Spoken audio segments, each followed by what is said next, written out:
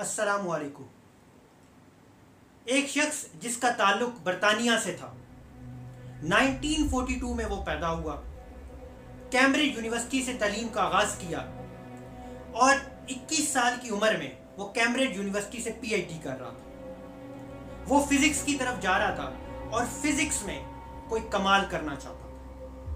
एक दफ़ा वो सीढ़ियाँ चढ़ के जा रहा था और उसे शदीद झटका सा लगा और वो सीढ़ियों से गिरा तो उसे अस्पताल में पहुंचाया गया। जब अस्पताल में उसके टेस्ट हुए तो टेस्ट में इंकशाफ हुआ कि उसे एक बहुत मोहलक बीमारी है जिसका नाम है मोटर न्यूरॉन डिजीज, जिसको मेडिकल की इस्तिलाह में ALS कहते हैं। मुख्तसरन बता दूं आपको कि इस डिजीज के नतीजे में बॉडी के अंदरूनी जो पार्ट्स होते हैं वो प्रॉपरली रिस्पॉन्ड नहीं करते, वो अपना मैसेज ब्रेन तक नहीं पहुंचा सकते। बॉडी का reaction with the passage of time slow होता जाता है, जो अक्सर ओल्ड एज लोगों के अंदर होता है। लेकिन 21 साल की उम्र में उसको ये बीमारी हो गई।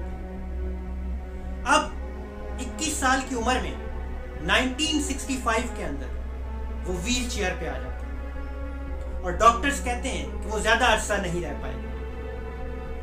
1974 में व्हील चेयर पे रहते हुए उसके जिस्म के हिस्से मफलूज हो जाते हैं। उसका अंगूठा मफलूज होता है, उसकी उंगलियां मफलूज होती हैं, हाथ, बाजू और इस तरह पूरा जिस्म मफलूज हो जाता है और सिर्फ उसकी पलकें काम कर रही हैं, जबकि उसकी जो गर्दन है वो भी एक तरफ को झुक जाती है। वो व्हील चेयर पे आ जाता है। अब उसने अपने दिल में ये बात ठान ली होती है कि मैंने दुनिया का दूसरा सुपर जीनियस इंसान बनना। पहला सुपर जीनियस इंसान आइंस्टाइन था, जिसने अपने दिमाग का सबसे ज्यादा इस्तेमाल किया। व्हील चेयर पे बैठ के ये सोचता है कि मैं दूसरा सुपर जीनियस इंसान बनूं। इस शख्स का नाम है स्टीफन हॉकिंग। ये दूसरा, आइंस्टाइन के बाद दूसरा सुपर जीनियस इंसान था। मैं आपको बताऊं कि इसने क्या किया। इस बड़े दिमाग वाले इंसान को कैम्ब्रिज यूनिवर्सिटी ने एक टॉकिंग कंप्यूटर बना के दिया, जिसमें वो अपनी पलकों को इस्तेमाल करता और वो कंप्यूटर इसकी पलकों को सेंस करके अल्फाज की शक्ल दिया करता था। इसने एक थ्योरी दी थी जिस थ्योरी का नाम था ब्लैक होल थ्योरी, जिसके मुताबिक कायनात फैल रही है और इस कायनात में एक होल है और उस होल में से एनर्जी रेडिएट हो रही है। और कुरान पाक में भी ये मौजूद है कि कायनात फैल रही है, नए गैलेक्सीज और स्टार्स जो हैं वो बन रहे हैं।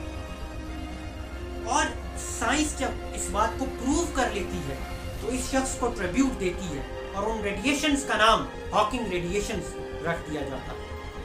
ये इंसान एक औसत दर्जे का इंसान था, लेकिन उसकी हिम्मत और जज्बे ने उसको कहीं पे पहुंचा। इसने अपनी जिंदगी में 15 किताबें लिखी और उन 15 में से पहली जो किताब थी जिसका नाम था the brief history of time, ये तमाम किताबें टाइम और एनर्जी के मुताबिक के हवाले से थी। तो brief history of time millions की तादाद में सेल हो गई विद इन नो टाइम। इसी तरह इसकी 14 किताबें भी इसी तरीके से सेल होती रही। इसने 68 कंट्रीज में जाके लेक्चर्स दिए। ये बोल नहीं सकता था, ये खा नहीं सकता था, ये टच भी नहीं कर सकता था, ये महसूस भी नहीं कर सकता था।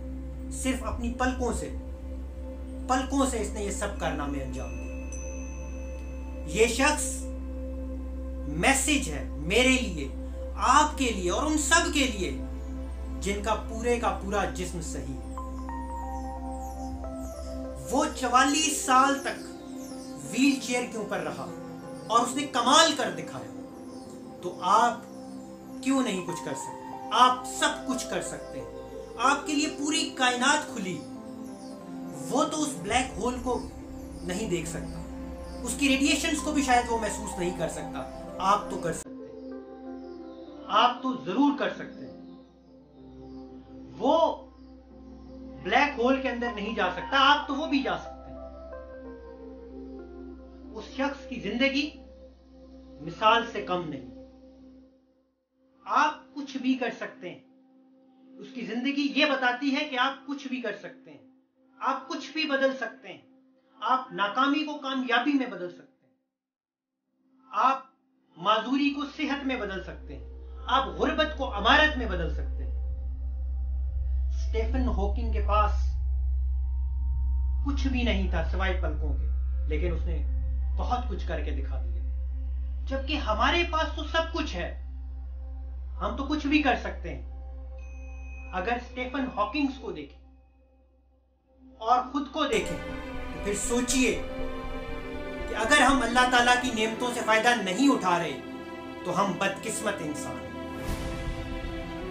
स्टीफन हॉकिंग की डेथ 2018 में हुई। मैं बहुत दूर नहीं गया, मैंने आपको बहुत करीब की मिसाल दी। उस साइंटिस्ट को आज दुनिया मानती है। उसने जो काम किया, उसने साइंस को ओपन अप कर दिया। उसने साइंस के लिए बहुत काम किया। नई फील्ड्स मुतारिफ होना शुरू हो जाएंगी बहुत जल्द अरसे में। उसकी जिंदगी से हम ये सबक ले सकते हैं, उसकी जिंदगी से हम ये इंस्पायरेशन ले सकते हैं कि अगर वो माजूर होकर भी सब कुछ कर सकता है तो हमें तो अल्लाह ताला ने सारी नेमतें दी हुई हैं, तो हम क्यों कुछ नहीं कर सकते? हम कर सकते हैं, हम बिल्कुल कर सकते हैं। शुक्रिया।